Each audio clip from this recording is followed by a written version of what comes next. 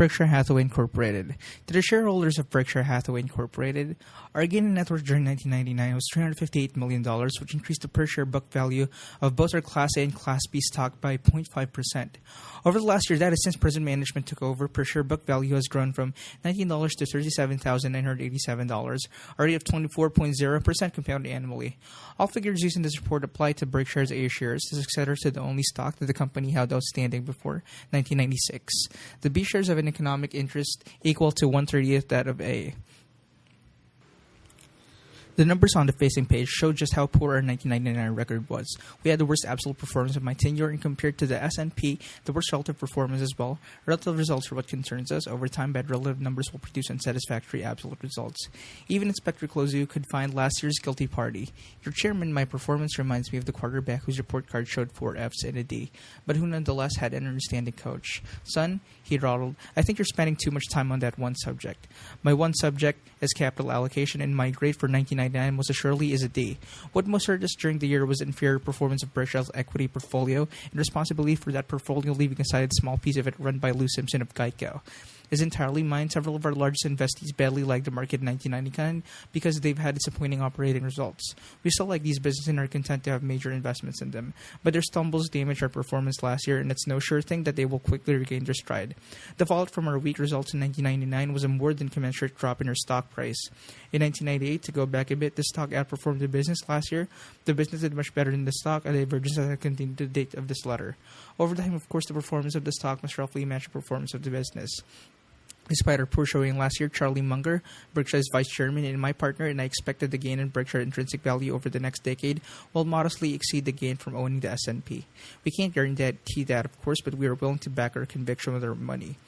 To repeat a fact you've heard before, well over 99% of my net worth resides in Berkshire. Neither my wife nor I have ever sold a share of Berkshire, and unless our checks stop clearing, we have no intention of doing so.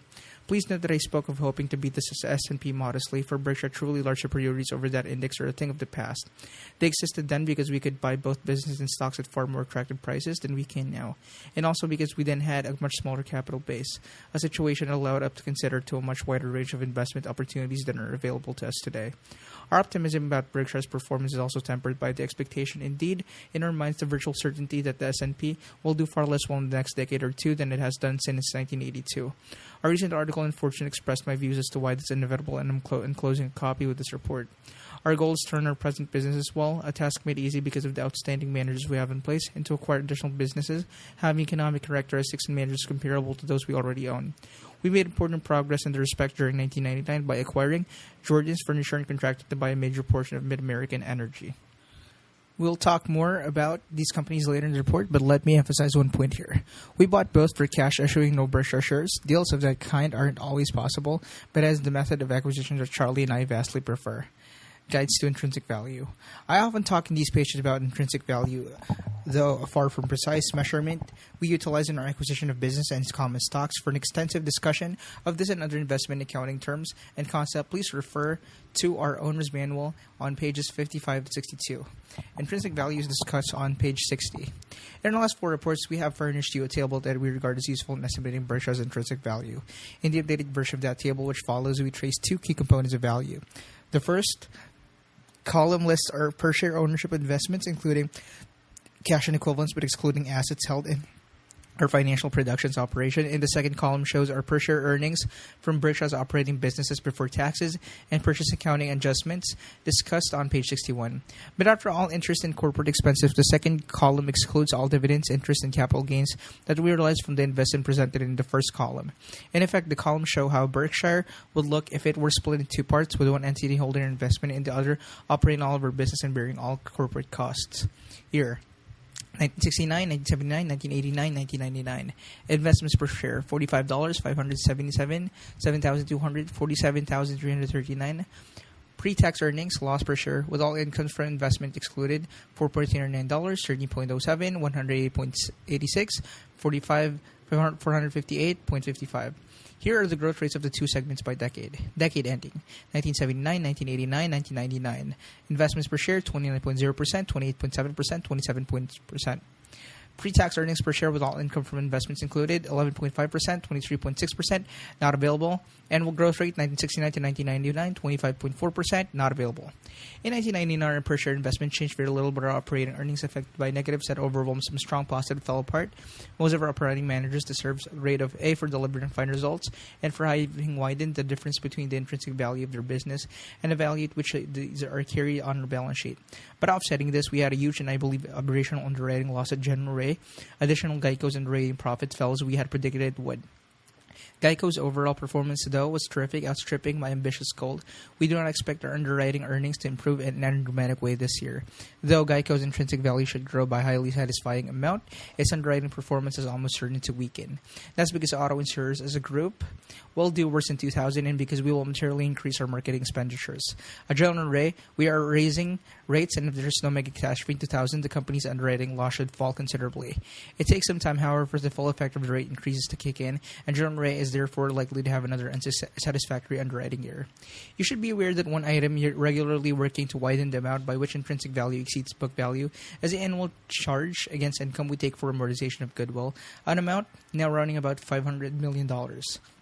This charge reduces the amount of goodwill we show as an asset, and likewise, the amount that is included in our book value. This is a accounting matter having nothing to do with true economic goodwill, which increases in most years, but even if economic goodwill were to remain constant, the annual amortization charge would persistently widen the gap between intrinsic value and book value. Though we can't give you a precise figure for Berkshire's intrinsic value or even approximation, Charlie and I can assure you that it far exceeds our $57.8 billion book value.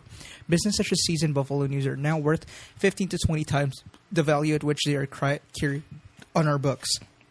Our goal is to continually widen the spread on all subsidiaries. A managerial story you will never read elsewhere. Berkshire's collection of managers is unusually in several important ways. As one example, a very high percentage of these men and women are independently wealthy, having made fortunes in the business that they run. They work neither because they need the money nor because they are contractually obligated to. We have no contracts at Berkshire. Rather, they work long and hard because they love their businesses. And I use the word advisedly, since these managers are truly in charge. There are no show-and-tell presentations in Omaha, no budgets to be approved by headquarters, no dictums issued about capital expenditures. We simply ask our managers to run their companies if these are sole assets of their family and will remain so for the next century. Charlie and I try to behave with our managers just as we attempt to behave with Berkshire shareholders, treating both groups as we would wish to be treated if our positions were reversed. So, working means nothing to me financially. I love doing it at Berkshire for some simple reasons. It gives me a sense of achievement, a freedom to act as I see fit, and an opportunity to interact daily with people I like and trust. Why should managers accomplish artists as what they do, seeing things differently? In their relations with Berkshire, our managers often appear to be hewing to President Kennedy's charge as ask not what your country can do for you, ask what you can do for your country. Here's a remarkable story from last year. It's about R.C. Willey, Utah's dominant home furnishing business, which Berkshire purchased from Bill Child and his family in 1995. Bill and most of his managers are Mormons, and for this reason, R.C. Willey's stores have never operated on Sunday. This is a difficult way to do business. Sunday is a favorite shopping day for many customers. Bill nonetheless stuck to his principle, and while doing so, built his business from $250,000 of annual sales in 1954 when he took over to $342 million in 1999. Bill felt that R.C. Willey could operate successfully in markets outside of Utah, and in 1997 suggested that we open a store in Boise. I was highly skeptical about taking a no-Sunday policy into new territory where we would be up against entrenched rivals open 7 days a week. Nevertheless, this was Bill's business to run, so despite my reservation, I told him to follow both his business judgment and his religious convictions. Bill then insisted on a truly extraordinary proposition. He would personally buy the land and build a store for about $9 million, as it turned out, and would sell it to us at its cost if it proved to be successful. On the other hand, if sales fell short of his expectations, we could exit the business without paying Bill a cent. This outcome, of course, would leave him with a huge investment in an empty building. I told him that I appreciated his offer, but felt that if Berkshire was going to get the upside, it shall also take the downside. Bill said nothing doing. If there was to be failed breaks of the religious belief, he wanted to take the blow personally. The store opened last August and immediately became a huge success. Bill thereupon turned the property over to us, including some extra land that appreciated significantly, and we wrote him a check for his cost. And get this, Bill refused to take a dime of interest on the capital he had tied up over the 2 years. If a manager has behaved similarly at some other public corporation and I haven't heard about it, you can understand why the opportunity to partner with people like Bill Child causes me to tap tenants to work every morning. A footnote: after our soft opening in August, we had a grand opening of the Boise store about a month later. Naturally, I went there to cut the ribbon. Your chairman, I wish to emphasize, is good for something. In my talk, I told the crowd how sales had far exceeded expectations, making us by considerable margin the largest home furnishing store in Idaho. Then as the speech progressed, my memory miraculously began to improve. By the end of my talk, it all had come back to me. Opening a store in Boise had been my idea. The economics of property casualty insurance. Our main business, though we have others of great importance as insurance to understand Berkshire, therefore, it is necessary that you understand how to evaluate an insurance company. The key determinants are 1. The amount of float that the business generates. 2. Its cost. And 3. Most critical of all, the long-term outlook for both these factors. To begin with, float is money we hold but don't own an insurance operation. Float arises because premiums are received before losses are paid, an interval that sometimes extends over many years. During that time, the insurer invests the money. This pleasant activity typically carries with it a downside. The premiums that an insurer takes in usually do not cover the losses and expenses it eventually must pay. That leaves it an underwriting cost, which is cost float. An insurance business has value if its cost of float over time is less than the cost of the company, whether there was incurred to obtain funds. But the business dilemma if its cost of float is higher than market rates for money. A caution is appropriate here because loss costs must be estimated. Insurers have enormous latitude in figuring their underwriting results, and that makes it very difficult for investors to calculate. A company's true cost of float. Errors of estimation, usually innocent but sometimes not, can be huge. The consequence of these miscalculations flow directly into earnings. An experienced observer can usually detect large-scale errors in reserving, but the general public can typically do no more than accept what's presented. And at times, I have been amazed by the numbers that big-name auditors have implicitly blessed in 1999. A number of insurers announced reserve adjustments that made a mockery of the earnings that investors had relied on earlier when making their buy and sell decisions at Berkshire. We strive to be conservative and consistent in our reserving. Even so, we warn you that an unpleasant surprise is always possible. The table that follows shows interval the float generated by the various segments of Berkshire insurance operations since we entered the business 32 years ago upon acquiring National Indemnity Company, whose traditional lines are included in the segment Other Primary. For the table, we have calculated our float, which we generated in large amounts relative to our premium volume, by adding net loss reserves, loss adjustment reserves, funds held under insurance assumed in unearned premium reserves, and then subtracting agents' balances, prepaid acquisitions costs, prepaid taxes, and deferred charges applicable to assumed reinsurance. Got that? Year in float in $1 million. Year 1967, 1977, 1987, 1997. Geico 1989, 1999. Geico 2,917, 3,125, 3,444. John Ray 14,909, 15,166. Other insurance 40,701, 4,414, 4,305, 6,285. Other primary 20%, 131, 807, 455, 415, 403. Total 20, 171, 1,508, 7,386, 22,754, 25,298. Growth of float is important, but its cost is what's vital. Over the years, we have usually recorded only a small underwriting loss, which means our cost of float was correspondingly low or actually had an underwriting profit, which means we were being paid for holding other people's money. Indeed, our cumulative result is true. 1998 was an underwriting profit. In 1999, however, we incurred a $1.4 billion underwriting loss that left us with float cost of 5.8%. One mildly mitigating factor, we enthusiastically welcome $400 million of the loss because it stems from the business that will deliver us exceptional float over the next decade. The balance of the loss, however, was decidedly unwelcome, and our overall result must be judged extremely poor.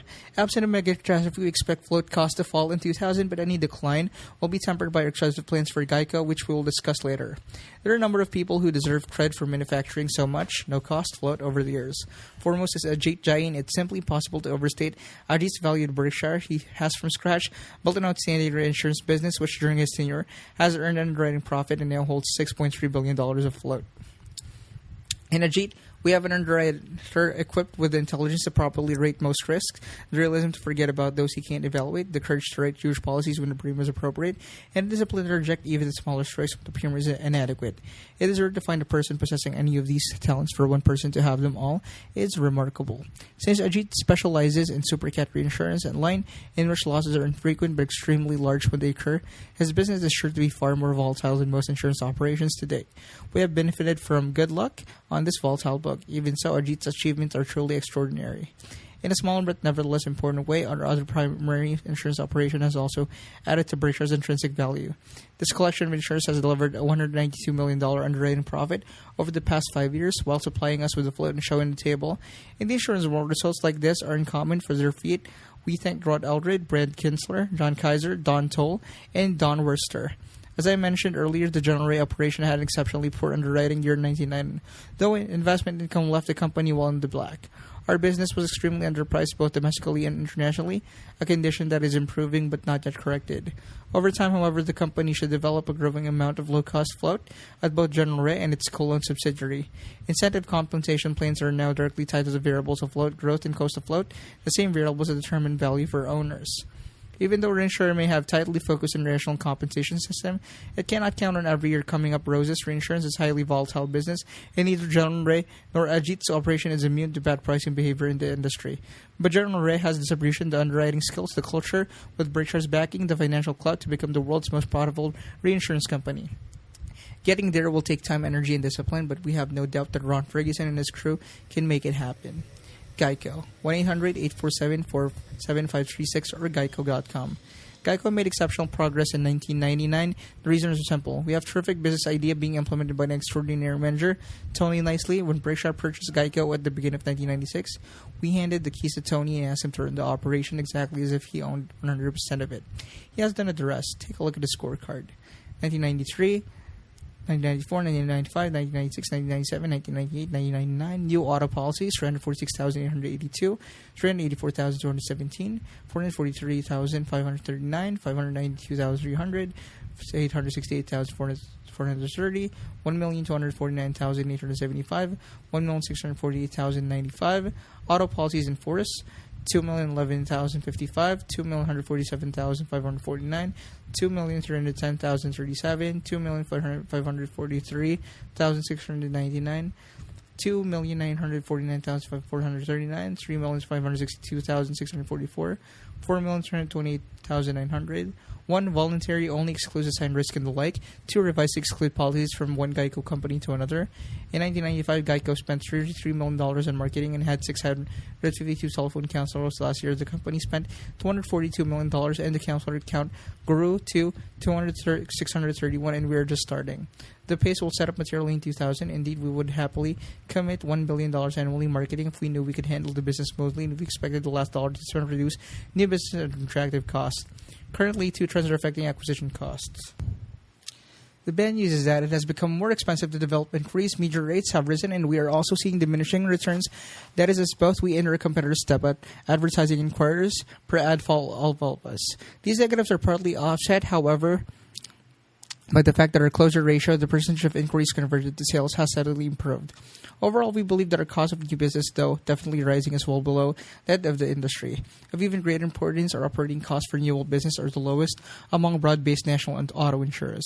Both of these major competitive advantages are sustainable. Others may copy our model, but they will be unable to replicate our economics.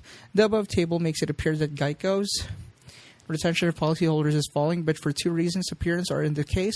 Deceiving first, in the last few years, our business mix has moved away from preferred policyholders for whom industry-wide retention rates are high towards standard and the non-standard policyholders for whom retention rates are much lower.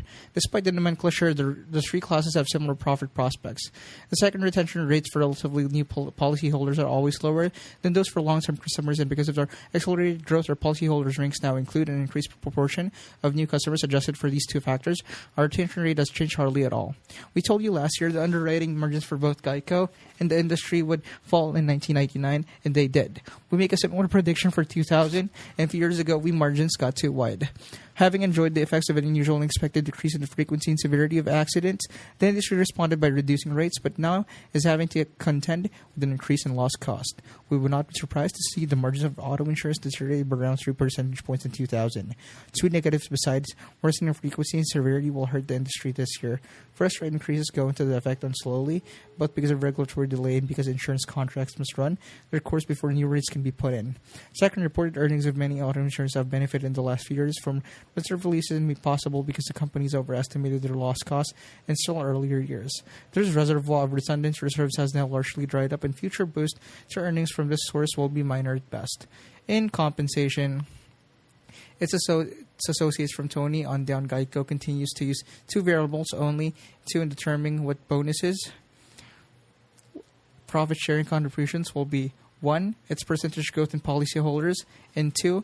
The earnings of its seasoned businesses. Meaning policies that have been with us for more than a year, we did outstandingly well on both fronts during 1999, therefore made a profit-sharing payment of 28.4% of salary, in total $113.3 million. To the great majority of our associates, Tony and I love writing those checks. At Berkshire, we want to have compensation policies that are both easy to understand and in sync with what we wish our associates to accomplish. Writing new business is expensive, and as mentioned, getting more expensive. If we were to include those costs in our calculation of bonuses, as managers would did before our arrival at Geico, we would be penalizing our associates for garnering new policies, even though these are very much in Berkshire's interest. So in effect, we say to our associates that we will foot the bill for new business, indeed, because percentage growth and policyholders, as part of a compensation scheme, we reward our associates for producing this initially unprofitable business, and then we reward them additionally for holding down costs in our seasoned businesses. Despite the extensive advertising, we do our best source of new business and word-of-mouth recommendations from existing policyholders who on the whole are pleased with our prices and service. An article published last year by Claire Kip Lerner's Personal Finance magazine gives a good picture of where we stand in customer satisfaction. The magazine survey of 20 state insurance departments showed that Geico's complaints ratio was well below the ratio for most of its major competitors. Our strong referral business means that we probably could maintain our policy count by spending as little as $50 million annually on advertising. That's a guess, of course, and we will never know whether it is accurate business because Tony's foot is going to stay on the advertising pedal and my foot will be on his.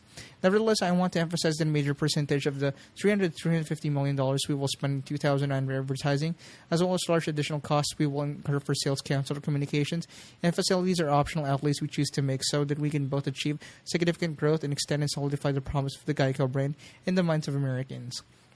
Personally, I think these expenditures are the best investment Berkshire can make.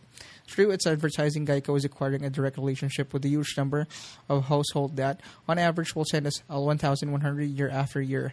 That makes us, among all companies selling whatever kind of product, and one of the country's leading direct merchandisers. Also, as we build our long-term relationships with more and more families, cash is pouring in rather than going out.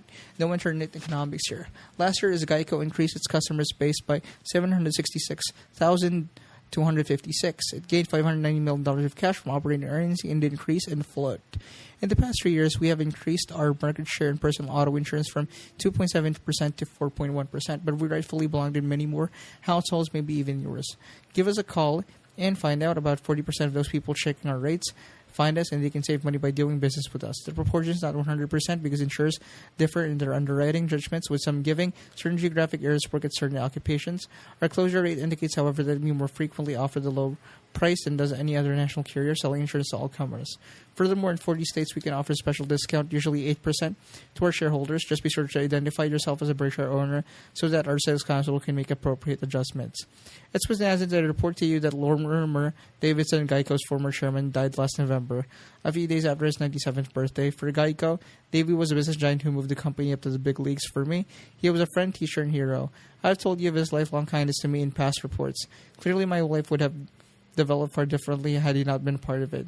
Tony, Lou Simpson, and I visit Davey in August and marvel at his mental alertness, particularly in all matters regarding Geico. He was the company's number one supporter right up to the end, and we'll forever miss him. Aviation Services. Our two aviation service companies, Flight Safety International, FSI, and Executive Jet Aviation, EJA, are both runaway leaders in their field. EJA, which holds and manages the fractional ownership of jet aircraft through its NetJets program, is larger than its next two competitors combined. FSI trains pilots as well as other transportation professionals and is 5 times or so the size of its nearest competitor. Another common characteristic of the company is that they are still managed by their founding entrepreneurs. Alan Welsh started FSI in 1951 with $10,000, and Rich Santulli invented the fractional ownership industry in 1986. These men are both remarkable managers who have financial need to work, but strive on helping their companies grow and excel. Though these two businesses have leadership positions that are similar, they differ in their economic characteristics. FSI must lay out huge amounts of capital. A single flight simulator can cost as much as $15 million, and we have 222. Only one person at a time furthermore can be trained in a simulator, which means that the capital investment per dollar of revenue at FSI is exceptionally high. Operating margins must therefore also be high if we are to earn our similar return on capital. Last year, we made capital expenditures of $215 million at FSI and Flight Safety Viewing, its 50% owned affiliate. At EJA, in contrast, the customer owns the equipment, though we, of course, must invest in a core fleet of our own planes to ensure outstanding service. For example, the Sunday after Thanksgiving, EJA's busiest day of the year, strains our resources since fractions of 169 planes are owned by 1,412 customers, many of whom are bent on flying home between 3 a.m. and 6 p.m. on that day, and certain others we need to supply of company-owned aircraft to make sure all parties get where they want when they want. Still, most of the planes we fly are owned by customers, which means that modest pre-tax margins in the business can produce good returns on equity. Currently, our customer-owned planes worth over $2 billion. In addition, we have $4.2 billion of planes on order. Indeed, the limiting factor in our business right now is the availability of planes. We now are taking delivery of about 8% of all business jets manufactured in the world, and we wish we could get a bigger share than that. Though EJA was supply constrained in 1999, its recurring revenues, monthly management fees, plus hourly flight fees increased 46%. The fractional ownership industry is still in infancy. EJA is now building critical mass in Europe, and over time will expand around the world. Doing that will be expensive, very expensive. But we'll be spend what it takes. Scale is vital to both of us and our customers. The company with the most planes in the air world will be able to offer its customers the best service by a fraction. Get a fleet has real meaning at EJA.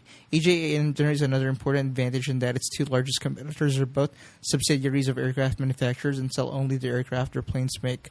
Though these are fine planes, these competitors are severely limited in the cabin styles and mission capabilities they can offer. EJA, in contrast, offers a wide array of planes from 5 suppliers.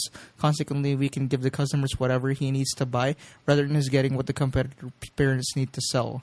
Last year, in this report, I described my family's delight with the 1/4 flight hours annually of a Hawker 1000 that we had owned since 1995. I got so pumped up by my own pros that shortly thereafter I signed for a 1/16 of a Cessna V Ultra as well. Now my annual outlays at EJA and Boar's House combined total 10 times my salary. Think of this as a rough guideline for your expenditures with us. During the past year, 2 of Berkshire's outside directors have also signed on with EJA. Maybe we're paying them too much. You should be aware that they and I are charged exactly the same price for planes and services as any other customer. EJA follows the most favored nations policy, with no one getting a special deal. And now brace yourself, last year EJA passed the ultimate test. Charlie signed up, no other endorsement can speak more eloquently to the value of EJA service. Give us a call at 1-800-848-8436 and ask for our white paper on fractional ownership. Acquisition of 1999. At both Geico and Executive Jet, our best source of new customers is the happy ones we already have. Indeed, about 65% of our new owners of aircraft come as referrals from the current owners who have fallen in love with the service. Our acquisitions usually develop in the same way as other companies. Executives may devote themselves to pursuing acquisitions possibilities with investment bankers utilize in action process that has become standardized in this exercise. The bankers prepare a book that makes me think of Superman comics of my youth. In a Wall Street version, a formerly mild-mannered company emerges from the investment banker's phone booth table to leap over competitors in a single bound, and with earnings moving faster than a speeding bullet. Titillated by the book's description of the acquiree's powers, acquisition-hungry CEOs, lowest lanes, all beneath their cool exteriors promptly swoon. What's particularly entertaining in these books is the precision with which earnings are projected for many years ahead. If you ask the author-banker, however, what his own firm will earn next month, he will go into protective crouch and tell you that business and markets are far too uncertain for him to venture a forecast. Here's one story. I can't resist relating in 1985 a major investment banking house undertook to sell Scott Fetzer, offering it widely but with no success. Upon reading of the strikeout, I wrote Ralph Shea, then announced Scott Fetzer CEO, expressing an interest in buying the business I had never met Ralph, but within a week, we had a deal. Unfortunately, Scott Fetzer's letter of engagement with the banking firm provided it a $2.5 million fee upon sale, even it had nothing to do with finding the buyer. I guess the lead banker felt he should do something for his payment, so he graciously offered as a copy of the book on Scott Fetzer that his firm has prepared with its customary tact. Charlie responded, "I'll pay $2.5 million not to read it." At Berkshire, our carefully crafted acquisition strategy is simply to wait for the phone to ring. Happily, it sometimes do so, usually because a manager who sold us earlier has recommended to a friend what he thinks about following suit. Which brings us to the furniture business. 2 years ago, I recounted how the acquisition of Nebraska Furniture Mart in 1993 and my subsequent association with the Blumkin family led to follow-on transactions with R.C. Willey, 1995, and Star Furniture, 1997. For me, these relationships have been terrific. Not only did Berkshire acquire 3 outstanding retailers, these deals allowed me to become friends with some of the finest people you will ever meet. Naturally, I have persistently asked The Blumkins, Berkshire, and Melvin Wolf, whether there are many more out there like you. Their invariable answers was the Tatelman brothers of New England and their remarkable furniture business, Jordan's. I met Barry and Elliot Tatelman last year, and we soon signed an agreement for Berkshire to acquire the company. Like our 3 previous acquisitions, this business had long been in family, in this case since 1927 when Barry and Elliot's grandfather began operating in the Boston suburb. Under the brothers' management, Jordan has grown ever more dominant in its region, becoming the largest furniture retailer in New Hampshire as well as Massachusetts. The Tatelmans don't just sell furniture at managed stores. They also present customers with a dazzling entertainment experience called Shoppertainment. A family visiting store can have a terrific name while concurrently viewing an extraordinary selection of merchandise. The business results are also extraordinary. Jordan's has the highest sales per square foot of any major furniture operation in the country. I urge you to visit one of their stores if you are in the Boston area, particularly the one at Natick, which is Jordan's newest, bringing money. Barry and Elliot are classy people just like their counterparts at Berkshire. 3 other furniture operations, when they sold to us, they elected to give each of their employees at least 50 cents for every hour that he or she had worked for Jordan's. This payment added up to $9 million, which came from the Tatelman's own pockets, not from Berkshire's, and Barry and Elliot were thrilled to write the checks. Each of our furniture operations is number 1 in its territory. We now sell more furniture than anyone else in Massachusetts, New Hampshire, Texas, Nebraska, Utah, and Idaho. Last year's star Melvin Wolf and his sister Shirley Tuman scored 2 major successes: a movie move in San Antonio and significant enlargement of Star's store in Austin. There's no operation of furniture retailing business remotely like the one assembled by Berkshire. It's fun for me and profitable for you. W.C. Fields once said, "It was a woman who drove me to drink, but unfortunately I never had the chance to thank her. I don't want to make that mistake." My thanks go to Louis Ron and her Blumkin for getting me started in the furniture business and for unerringly guiding me as we have assembled the group we now have. Now for our second acquisition deal, it came to us from my good friend Walter Scott Jr., Chairman of Level 3 Communications and Director of Berkshire. Walter has many other business connections as well, and one of them is with Mid-American Energy, a utility company in which he has substantial holdings and on whose board he sits at a conference in California that we both attended last September. Walter casually asked me whether Berkshire might be interested in making a large investment in a Mid-American. From the start, the idea of being partnership with Walter struck me as a good one. Upon returning to Omaha, I heard some of the Mid-American's public reports and had 2 short meetings with Walter and David Zakal, Mid-American's talented and entrepreneurial CEO. I then said that at an appropriate price, we would indeed like to make a deal. Acquisition in this electric utility industry are complicated by a variety of regulations, including the Public Utility Holding Company Act of 1935. Therefore, we had to structure a transaction that would avoid Berkshire gaining voting control. Instead, we are purchasing an 11% fixed income security along with a combination of common stock and exchangeable preferred that will give Berkshire just under 10% of the voting power of Mid-American, but about 76% of the equity interest. All told, our investment will be about $2 billion. Walter characteristically backed up his convictions with real money. He and his family will buy more Mid-American stock for cash when the transaction closes, bringing their total investment to about $280 million. Walter will also be controlling shareholder of the company, and I can't think of a better person to hold that post. Though there are many irregularities in the utility industry, it's possible that we will make additional commitments in the field. If we do, the amounts involved could be large. Acquisition accounting. Once again, I would like to make some comments about accounting, in this case about its application to acquisition. Acquisition accounting. Once again, I would like to make some comments about accounting in the case about its application to acquisitions. This is currently a very contentious topic, and before the dust settles, Congress may even intervene. A truly terrible idea. When a company is acquired, generally accepted accounting principles, GWP currently condone 2 very different ways of recording transaction: purchase and pooling. In a pooling stock, maybe the currency in the purchase payment can be made in either cash or stock. Whatever the currency, management usually detests purchase accounting because it almost always requires that goodwill account to be established and subsequently written off. A process that saddled its earnings with a large annual charge that normally persists for decades. In contrast, pooling avoids a goodwill account, which is why managements love it. Now, the Financial Accounting Standards Board, FASB, has proposed an end to pooling, and many CEOs are girding for battle. It will be an important fight, so we'll venture some opinions to begin with. We agree with many managers who argue that goodwill amortization charges are usually spurious. You'll find my thinking about this in the Appendix to our 1983 Annual Report, which is available on our website and in the owner's manual on pages 55 to 62. For accounting, Rules to mandate amortization that will, in the usual case, conflict with reality is deeply troublesome. Most accounting charges relate to what's going on even if they don't precisely measure it. As an example, depreciation charges can't with precision calibrate the decline value that physical assets suffer, but these charges do at least describe something that is truly occurring. Physical assets invariably deteriorate. Correspondingly, obsolescence charges for inventories, bad debt charges for receivables, and accruals for warranties are among the charges that reflect true cost. The annual charge for these expenses can be exactly measured, but the necessity for estimating them is obvious. In contrast, economic goodwill does not in many cases diminish. Indeed, in a great many instances, perhaps most, it actually grows in value over time. In character, economic goodwill is much like land. The value of both assets is sure to fluctuate, but the direction in which value is to go is in no way ordained. At seeds, for example, economic goodwill has grown in a regular but very substantial manner for 78 years. And if we run the business right, growth of that kind will probably continue for at least another 78 years. To escape from fiction of goodwill charges, managers embrace the fiction of pooling. This accounting convention is grounded in the poetic notion that when two rivers merge, their streams become indistinguishable. Under this concept, a company that has been merged into a larger enterprise has not been purchased, even though it will often have received a large sellout premium. Consequently, no goodwill is created and those pesky subsequent charges to earnings are eliminated. Instead, the accounting for the ongoing entity is handled as if business had forever been one unit.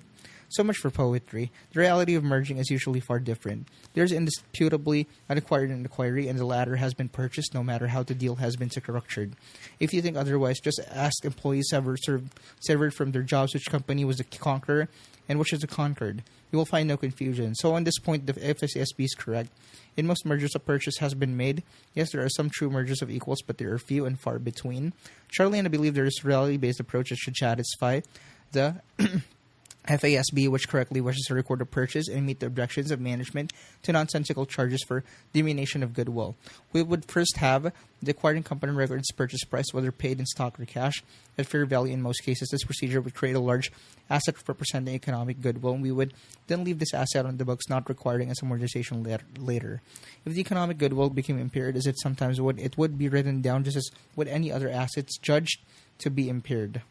If our proposed rule was to be adopted, it should be applied retroactively. That acquisition account would be consistent throughout America, a far cry from what exists today. One prediction. Deciding whether to use cash or stock based on the real consequence for their shareholders rather than in the unreal consequences of further reported earnings. In our purchase of Jordans, we follow a procedure that will maximize the cash produced for our shareholders. To minimize earning, we report to you. Berkshire purchase assets for cash and approach that are on our tax returns permits us to amortize the resulting goodwill over a 15-year period. Obviously, this tax deduction material increases the amount of cash delivered by the business. In contrast, when stock rather than assets is purchased for cash, the resulting write-offs of goodwill are not tax deductible. The economic difference between these two approaches is substantial. From the economic standpoint of the acquiring company, the worst deal of all is a stock-for-stock acquisition. Here, a huge price is often paid without there being any step-up in the tax base of either the stock or the acquiree or its assets. If the acquired entity is subsequently sold, its owners may owe a large capital gains tax at a 35% or greater rate, even though the sale may truly be producing a major economic loss. We have made some deals at Berkshire that used far from optimal tax structures. These deals occurred because the sellers insisted on a given structure and because overall we still felt the acquisition made sense. We have never done an inefficiently structured deal, however, in order to make our figures look better. Sources of reported earnings. The table that follows shows the main source of Berkshire's reported earnings in this presentation. Purchase accounting adjustments are not assigned the specific business to which they apply, but are instead aggregated and shown separately. This procedure lets you view the earnings of our business as they would have been reported had we not purchased them. For the reasons discussed on page 61, this form of presentation seems to us to be more useful to investors and managers than one utilizing generally accepted accounting principles. GWP, which require purchase premiums to be charged off business by business. The total earnings we show in the table are, of course, identical to the GWP total in our audited financial statements. Operating earnings, insurance groups, underwriting, reinsurance, underwriting Geico, underwriting other primary, net investment income, Buffalo News, finance and financial products business, flight services, home furnishing, International Dairy Queen, jewelry, Scott Fetzer, excluding financial operation, Seas Candy, shoe group, purchase accounting adjustments, interest expense, shareholders designated contributions, other operating earnings, capital gains from investment, total earnings, all entities, includes executive jet from August 7, 1998. Pre-tax earnings. $19.99. $1,440, 24, 22, 2,482, 55, 125, 225, 79, 56, 51, 147, 74, 17, 739, 109, 17, 33, 1,085, 1,365, 2,450. $19.98, $21, 269, 17, 974, 53, 205, 181, 72, 58, 39, 137, 62, 33, 123, 100, 17, 60, 1,899, 2,415, 4,314. Berkshire share of net earnings after taxes and minority interest. 1999, 1998, 1999. $927, 16, 14, 1,764, 34, 86, 132, 46, 35, 31, 92, 46, 11, 648, 70, 11, 20, 671, 886, 1,557. $14, 175, 10, 731, 32, 133, 110, 41, 35, 23, 85, 40, 23, 118, 63, 11, 45, 1,277, 1,553, 2,830. One includes Executive Jet from August 7, 1998. 2 includes Jordan's Furniture from November 13, 1999. Excludes interest expense of finance business. 4 includes general operations for 10 days in 1998. Almost all of our manufacturing, retail, and service business had excellent results in 1999. The exception was Dexter's Shoe, and their shortfall did not occur because of managerial problems. In skills, energy, and devotion to their work, the Dexter executives are every bit the equal of our other managers, but we manufacture shoes primarily in the U.S. It has become extremely difficult for domestic producers to compete. Effectively, in 1999, approximately 93% of the $1.3 billion pairs of shoes purchased in this country came from abroad, where extremely low-cost labor is the rule. Counting both Dexter and H.H. Brown, we are currently the leading domestic manufacturer of shoes, and we're likely to continue to be. We have loyal, high-skilled workers in our U.S. plants, and we want to retain every job here that we can. Nevertheless, in order to remain viable, we are sourcing more of our output internationally. In doing that, we have incurred significant severance and relocation costs that are included in the earnings we show in the table. A few years back, Halsbriggs, our 200-store jewelry operation, needed to make operating adjustments to restore margins to appropriate levels. Under Jeff Common's leadership, the job was done and profits have dramatically rebounded. In the shoe business, where we have Harold Alfond, Peter Lunder, Frank Rooney, and Jim Isler in charge, I believe we will see a similar improvement over the next few years.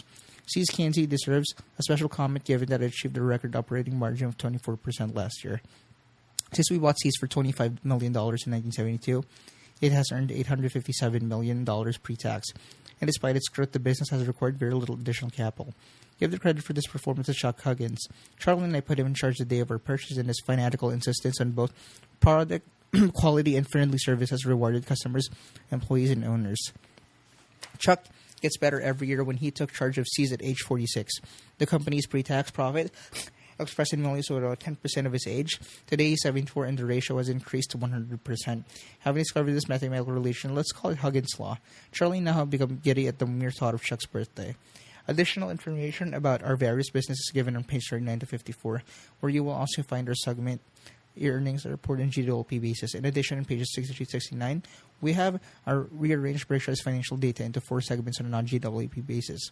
Our presentation corresponds to the way Charlie and I think about the company. Look-through earnings. Reported earnings are an inadequate measure of economic progress at Berkshire, in part because the numbers shown in the table presented earlier include only the dividends we receive from investees. Though these dividends typically represent only a small fraction of the earnings attributable to ownership, not that we mind. This division of money, since on balance we regard the undistributed earnings of investees as more valuable to us than a portion paid out. The reason for our thinking is simple. Our investees often have the opportunity to reinvest earnings at high rates of return, so why should we want them to be paid out? To depict something closer to economic reality at Berkshire than reported earnings, though, we employ the concept of look-through earnings as we calculate these. They consist of 1, the operating earnings reported in the previous section, plus 2, our share of the retained operating earnings of major investees that under GWP accounting are not reflected in our profits, less 3, an allowance for the tax that would be paid by Berkshire if these retained earnings of investees had instead been distributed to us. When tabulating operating earnings, here we exclude purchase accounting adjustments as well as capital gains and other major non-recurring items. The following table sets forth our 1999 look-through earnings, though I warn you that the figures can be no more than approximate since they are based on a number of judgment calls. The dividends paid to us by these investees have not included in the operating earnings. I itemized page 13, mostly under insurance group net investment income. Berkshire's major investees. American Express Company, the Coca-Cola Company, Freddie Mac, the Gillette Company, M&T Bank, the Washington Post Company, Wells Fargo Company. Berkshire approximate ownership at year-end: 11.3%, 8.1%, 8.6%, 9.0%, 6.5%, 18.3%, 3.6%. Berkshire share of undistributed operating earnings in millions: $228, $144, $127, $53, $17, $30, $108. Berkshire's share of undistributed earnings of major investees, hypothetical tax on these undistributed investee earnings, reported operating earnings of Berkshire, total look through the earnings of Berkshire: 707, 999, 1,318, 1,926. 1 does not include shares allocable to minority interest. 2, calculate an average ownership for the year. 3, the tax rate used at 14%, which is the rate Berkshire pays on the dividends it receives. Investments. Below present our common stock investment. Those had a market value of more than $750 million at the end of 1990 and are itemized.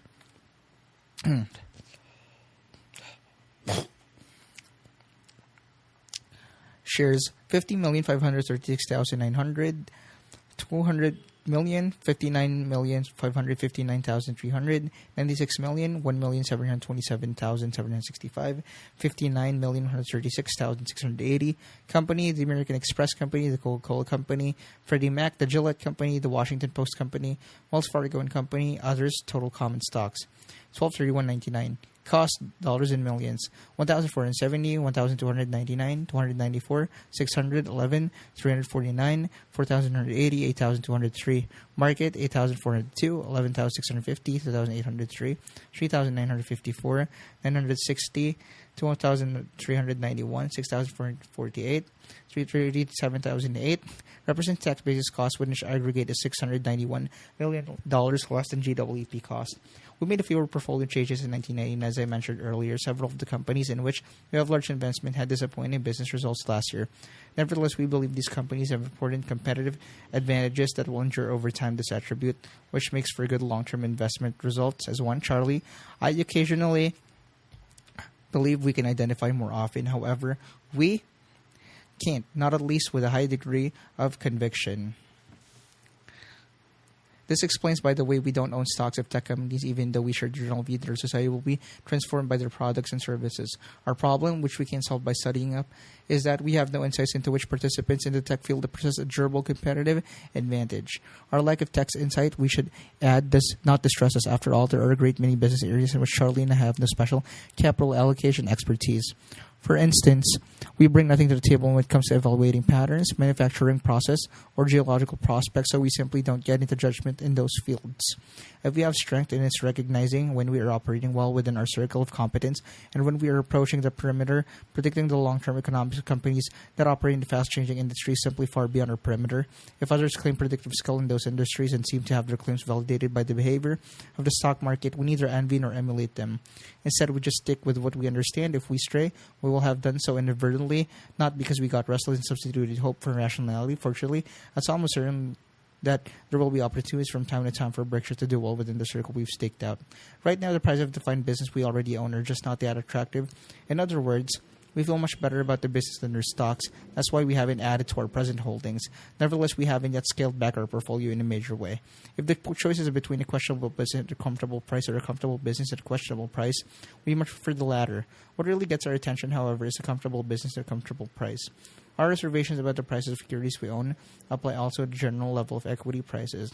We have never attempted to forecast what the stock market is going to do in the next month or the next year, and we're not trying to do that now. But as I point out, the enclosed article, equity investors currently seem wildly optimistic in their expectations about future returns. We see the growth in corporate profits being largely tied to the business done in country GDP, and we see GDP growing at a real rate of about 3%. In addition, we have hypothesized 2% inflation. Charlie and I have no particular conviction about the accuracy of 2%. However, it's a market view. Treasury inflation-protected securities, TIPS, yield about 2 percentage points less than the standard Treasury bond, and if you believe inflation rates are going to be higher than that, you can profit by simply buying TIPS and shorting governments. If profits do indeed grow along with GDP at about 5% rate, the valuation placed on American businesses and likely come by much more than that. Add in something for dividends and you emerge with returns from equities that are dramatically less than most investors have either experienced in the past or expect in the future. If investor expectations become more realistic, and they almost certainly will. The market adjustment is apt to be severe, particularly in sectors in which speculation has been concentrated. Berkshire will someday have opportunities to deploy major amounts of cash in equity markets. We're confident of that. But as the song goes, who knows where or when? Meanwhile, if anyone starts explaining to you what is going on, the truly manic portion of this enchanted market, you might remember still another line of the song. Fools give you reasons, wise men never try. Share repurchases. Recently, a number of shareholders have suggested to us that Berkshire repurchases its shares. Usually, the requests were rationally based, but a few leaned on spurious logic. There's only one combination of facts that makes it advisable for a company to repurchase its shares.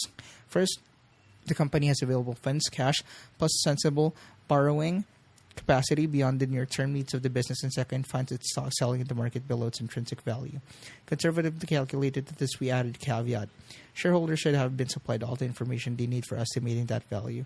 Otherwise, insiders could take advantage of their uninformed patterns and buy out their interest at a fraction of true worth. We have on rare occasion seen that happen. Usually, of course, chicanery is employed to drive stock prices up, not down. The business needs that I speak of are two kinds. First, expenditure that the company must make to maintain its competitive position, the modeling of stores at Halsbriggs, and second, optional outlays aimed at business growth that management expects will produce more than the dollar value for which each dollar is spent. RC will use expansion in Idaho. When available funds exceed needs of those kinds, a company with a growth rate and shareholder population can buy new business or repurchase shares. If a company's stock is selling well below intrinsic value, repurchases usually make the most sense. In the mid-1970s, the wisdom of making these was virtually screaming at managements, but you responded in most cases that did made their owners much wealthier than if the alternative course of action had been pursued. Indeed, during the 1970s and spasmodically for some years after, we searched for companies that were large repurchasers of their shares. This often was a tip-off that the company was both undervalued and run by shareholder-oriented management. That day is past. Now, repurchases are all the rage, but are all too often made for unstated and, in our view, ignoble reason to pump or support the stock price. The shareholders who choose to sell today, of course, is benefited by any buyer, whatever his origin or motives, but the continuing shareholders penalized by repurchase above intrinsic value. Buying dollar bills for $1.7 is not good business for those who stick around. Charlie and I admit that we feel confident in estimating intrinsic value for only a portion of traded equities, and then only when we employ a range of values rather than some pseudo-precise figure. Nevertheless, it appears to us that many companies now making repurchases are overpaying departing shareholders at the expense of those who stay. In defense of those companies, I would say that it is natural for CEOs to be optimistic about their own businesses. They also know a whole lot more about them than I do. However, I can't help but feel that too often today's repurchases are dictated by management's desire to show confidence or be in fashion rather than by a desire to enhance per share value. Sometimes, two companies say they're repurchasing shares to offset the shares issued when stock options granted at much lower prices are exercised. Despite high sell-low strategies, one many unfortunate investors have employed, but never intentionally. Managements, however, seem to follow this perverse activity very cheerfully. Of course, both options grants and purchase may make sense, but if that's the case, it's not because the two activities are logically related. Rationally, a company's decision to repurchase shares or to issue them should stand on its own feet. Just because the stock has been issued to satisfy options or for any other reasons does not mean that stocks should be repurchased at a price above intrinsic value. Correspondingly, a stock that sells well below intrinsic value should be repurchased whether or not stock has previously been issued or maybe because of outstanding options. You should be aware that at certain times in the past I have erred in not making repurchases. My appraisal of Berkshire's value was then too conservative or I was too enthused about some alternative use of funds. We have therefore missed some opportunities, though Berkshire's trading volume at this point was too light for us to have to much done buying, which means that the gain in our per share value would have been minimal. A repurchase of, say, 2% of the company's share at a 25% discount from per share intrinsic value produces only a 1.5% gain in that value at most, and even less if the funds can alternatively have been deployed in value-building moves. Some of the letters we received clearly imply that the writer isn't concerned about intrinsic value consideration, but instead wants us to trap an intention to purchase so that the stock will rise or quit going down. If the writer wants to sell tomorrow, his thinking makes sense for him. But if he intends to hold, he should instead hope the stock falls and trades in enough volume for us to buy a lot of it. That's the only way the repurchase program can have any real benefit for a continuing shareholder. We will not repurchase shares unless we believe Berkshire stock is selling well below intrinsic value conservatively calculated, nor will we attempt to talk stock up or down. Neither publicly or privately have I ever told anyone to buy or sell Berkshire shares. Instead, we will give all shareholders and potential shareholders the same valuation-related information we would wish to have if our positions were reversed. Recently, when the A shares fell below 45,000, we considered making repurchases. We decided, however, to delay buying if indeed we elect to do any. Until shareholders have had the chance to review this report, if we do find any repurchases make sense, we will only rarely place bids on the New York Stock Exchange, NYSE. Instead, we will respond to offers made directly to us at below the NYSE bid. If you wish to offer stock, have your broker call Mark Millard at 402-346-1400. When a trade occurs, the broker can either record it in the third market or on the NYSE. We'll favor purchase of the B shares if they are selling at more than 2% discount to the A. We will not engage in a transaction involving fewer than 10 shares of A or 50 shares of B. Please be clear about one point. We will never make purchases with the intention of stemming a decline in Berkshire's price. Rather, we will make them when we believe that they represent an attractive use of company's money. At best, our purchases are likely to have only one very minor effect on the future rate of gain in our stock's intrinsic value. Shareholders' designated contributions. About 97.3% of all eligible shares participated in Berkshire 1999. Shareholders' designated contributions program with the contributions holding $17.2 million. A full description of the program appears on pages 70 to 71. Cumulative over the 19 years of program, Berkshire has made contributions of $147 million pursuant to the instructions of our shareholders. The rest of Berkshire is giving is done by our subsidiaries, which stick to the philanthropic patterns that prevailed before they were acquired, except that their former owners themselves take on the responsibility for their personal charities. In aggregate, our subsidiaries make contributions of $13.8 million in 1999, including in-kind donations of $2.5 million. The participants feature premiums own Class A shares that are registered in the name of the actual owner, not the nominee name of the broker, bank, or depository. Shares not so registered on August 31, 2000 will be ineligible for the 2000 program. When you get the contributions form from us, return promptly so that it does not get put aside or forgotten. Designations received after the due date will not be honored. The annual meeting. This year's Woodstock weekend for capitalists will follow a format slightly different from that of recent years. We need to make a change because the Axurban Coliseum, which served us well the past 2 years, is gradually being closed down. Therefore, we are relocating the Civic Auditorium, which is on Capitol Avenue between 18th and 19th behind the Doubletree Hotel. The only other facility in Omaha offering the space we require. The Civic, however, is located in downtown Omaha, and we would trade parking and traffic nightmare if we were to meet here on weekdays. We'll therefore convene on Saturday, April 29, with the doors opening at 7 a.m., the movie beginning at 8:30, and the meeting itself commencing at 9:30. As in the past, we will run until 3:30 with a short break at noon for food, which will be available at the Civic's concession stand. An attachment to the proxy material that is enclosed with this report explains how you can obtain the credential you will need for admission to the meeting and other events. As for plane, hotel, and car reservations, we have again signed up American Express, 800-799-6634, to give you special help in our normal fashion. We will run buses from the larger hotels to the meeting. After the meeting, the buses will make trips back to the hotels and to Nebraska Furniture Mart, Borsheim's, and to the airport. Even so, you're likely to find the care useful. We have scheduled the meeting in 2002 and 2003 on the customary first Saturday in May. In 2001, however, the Civic is already booked on that Saturday, so we will meet on April 28. The Civic should fit our needs well on any weekend, since there will then be more than ample parking in nearby lots and garages, as well as on the streets. We will also be able to greatly enlarge the space we give exhibitors, so overcoming my normal commercial resistance, I will see you that you have a wide display of Berkshire products at the Civic that you can purchase as a benchmark. In 1999, shareholders bought 3,059 pounds of See's candies and $16,155 of World Book products, 1,928 pairs of Dector shoes, 890 sets of Quicken knives, 1,752 golf balls with the Berkshire Hathaway logo, and 3,446 items of Berkshire apparel. I knew you could do better. Last year, we also initiated the sale of at least 8 fractions of executive jet aircraft. We'll again have an array of models at the Omaha Airport for your inspection on Saturday and Sunday. Ask an EJ representative at the Civic about viewing of any of these planes. The Dairy Queen will also be on hand at Civic. Will donate all proceeds to the Children's Miracle Network. Last year we sold 4,586 dilly bars, fudge bars, and vanilla orange bars.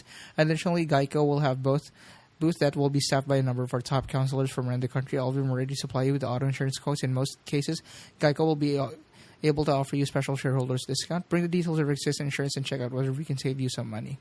Finally, Ajit Jain and his associates will be on hand to offer both no commission annuities and liability policy with jumbo limits of a size rarely available elsewhere. Talk to Ajit and learn how to protect yourself and your family against a $10 million judgment. An fancy real model complex located in a 75-acre site on 72nd Street between Dodge and Pacific is open from 10 a.m. to 9 p.m. on weekdays and 10 a.m. to 6 p.m. on Saturdays and Sundays.